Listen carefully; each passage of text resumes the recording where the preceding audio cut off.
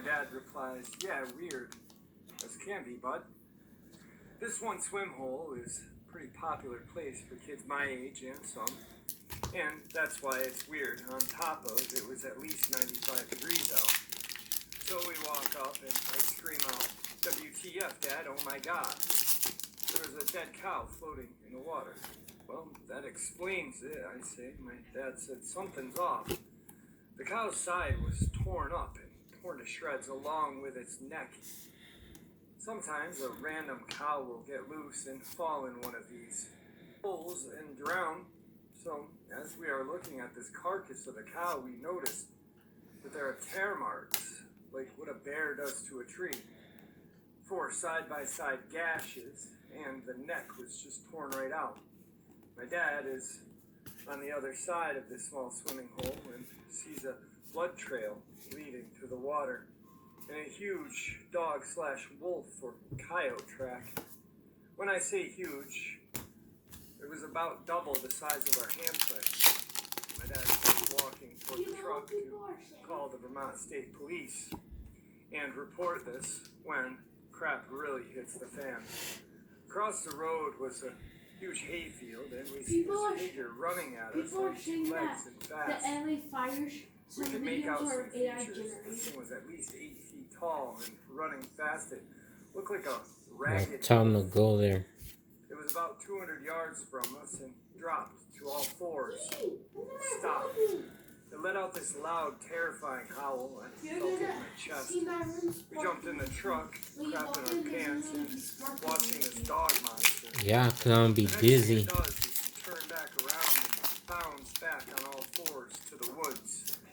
It looks back at us, stands back up on its hind legs, and walks back into the woods. My dad looked at me and said, I don't know what that was, and I do not want to find out. Let's get out of here. The whole way home, I looked out the window looking for this thing. I never saw it again or heard a howl like that. I hope this thing never finds me in the woods, because what it did to that cow, I can't imagine what it would do to a human. Please, everyone, stay out of the woods unless you have a gun. These things are real and really dangerous. Alright guys, now we had that quick little layover in Vermont. Let's head south to Virginia. Today's first Virginia subscriber, Dogman Submission.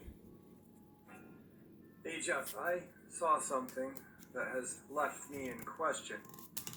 I live near the county airport in Lee County, Virginia, Flatwoods, which is located at the end of Jonesville, Virginia. At the time, it was around 8 p.m. I was heading to the gas station to pick up a tin of Grizzly.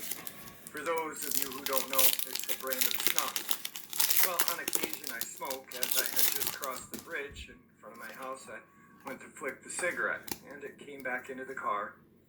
I had to wait until I got to a turnoff to the airport before I could stop and find the burning cigarette. There are no streetlights in the area, just the airport beacon. The area is surrounded with a 10-foot chain-link fence with barbed wire. Across the top of this fence, I get out of the car and immediately I hear what I think is a coyote howling in the distance, which is normal for here. I continue to look for the cigarette that is somewhere in my car, burning the interior, when I start to hear commotion behind me. I think to myself, damn, coyotes are trying to sneak up on me. But it started to sound like one animal, but bigger than a coyote. The area behind the fence is nothing but small trees and brush for a quarter of a mile until you reach the end of the runway. So I couldn't see it until it got right up to the fence. I got back into the car just in case I was being stalked to keep from getting jumped by a pack of coyotes. I turned off the interior dome light, and all I noticed behind the fence watching me was 2 amber-colored eyes. I heard a very deep growl, but I also felt it as if the sound resonated into the car as it was still running. I didn't get a good look at it, but I did notice it looked like it had stood up just by watching its eye shine. Again, there are no streetlights, but judging by the size of the fence that I have stood by many times while watching planes take off, It looked to be close to 7 feet tall. I'm 6'2", and like I said, I've stood by that fence a lot. I went to turn the car around so that I could shine the lights on it for a better look, but as I was turning the car around, another vehicle passed by and it was gone. Could have been a big coyote, but I had never seen one that big. I didn't hear any howls from it, nor have I seen or heard